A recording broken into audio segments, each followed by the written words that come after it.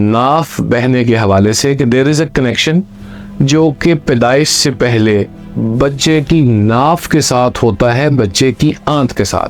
क्योंकि इसी नाफ ने आगे कनेक्ट होना होता है अपनी वालदा के साथ जो कि उसको नशोनुमा दे रही होती। अब अगर इसका सिर्फ उतना हिस्सा रह जाए जो आंत के साथ था, नाफ इज क्लियर, नाफ नहीं बह रहा, लेकिन आपके पास पेशेंट आता है जी के पखाने से फ्रेश ब्लड आता है और बहुत ज्यादा आता है, लेकिन दर्द नहीं होती। अच्छा जी, एक फिनोमेना है जो मैंने लास्ट टाइम भी बताया था नाफ बहने के हवाले से कि देयर इज अ कनेक्शन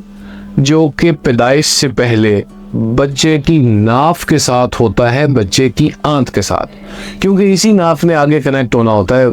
अपनी वालदा के साथ जो कि उसको नशोनुमा दे रही होती।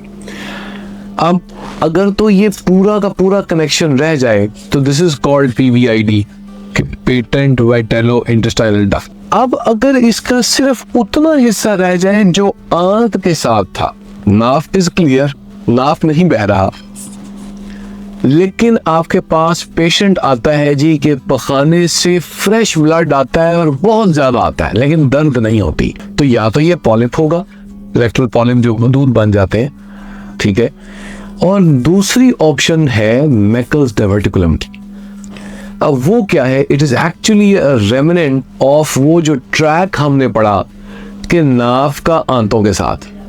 अभी हमें पता कैसे चलेगा? सबसे पहले तो you need to take your child to a paediatric surgeon, कि बच्चों का सर्जन होगा जो पखाने में आने वाले खून को देखेगा, ठीक है जी। अब वो ताज़ा है, बहुत ज़्यादा आता है और बच्चे को दर्द नहीं होती, हाँ, लेकिन पेट में मरोड़ रहते हैं, तो this can be a Meckel's diverticulum, जो कि रूल आउट हो सकता है CT स्कैन पे, बहुत ही रेयरली अल्ट्रासाउंड पे, अगर वो इन्फ्लेम्ड है तो, या वो कोई मसला कर दे तो। वरना दूसरी चीज़ है कि मैकल स्कैन नाम की चीज़ होती है कि वो, क्योंकि ये जो डाइवर्टिकुलम होता है, डाइवर्टिकुलम एक चीज़ होती है कि एक जैसा जुराब है बंद, एक ब्लाइंड लूप सी बन गई, तो ये वो चीज़ है कि जिसकी अंदर वाली लाइनिंग्स आंतों वाली नहीं है और वो थोड़ा थोड़ा थोड़ा थोड़ा बाकी आंतों को कुरेदती है, उसको इरोड करती है, जिसकी वजह से ब्लीडिंग होती है, क्योंकि इसके अंदर हो सकता है कि लुबलबे की या मैदे वाली लाइनिंग्स मौजूद हो, तो वो गैस कर लेता है मैकल स्कैन।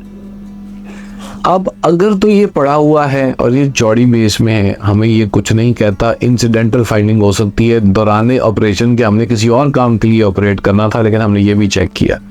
और ये बाय लॉ अगर कोई अपेंडिक्स भी हो रहा है और बहुत ज़्यादा आपको सोजिश वाला अपेंडिक्स नहीं लगता, तो हमारे ऊपर फ़र्ज होता है पीडियाट्रिक सर्जन्स पे कि हम इसका पीछे जाके, वो इलाका इसका एक ही है जहाँ पे इसने होना होता है, वो इलाका देखते हैं कि कहीं मैकल्स डाइवर्टिकुलम तो नहीं पड़ा हुआ, कि हो सकता है उसकी सोजिश, उसकी दर्दें हो। तो अगर तो वो चौड़ा है फिर भी आपको तंग नहीं करेगा, लेकिन निकालना फिर भी है। अब मैकल्स डाइवर्टिकुलम अगर उस सोजिश में जाए तो ये पूरा चिपक के बैंड भी बना सकता है, ये गल सड़ के आंत भी खराब कर सकता है, ये रुकावट भी कर सकता है। तो निकला कहाँ से? कि डॉक्टर साहब बच्चे के पखाने में ब्लड आता था,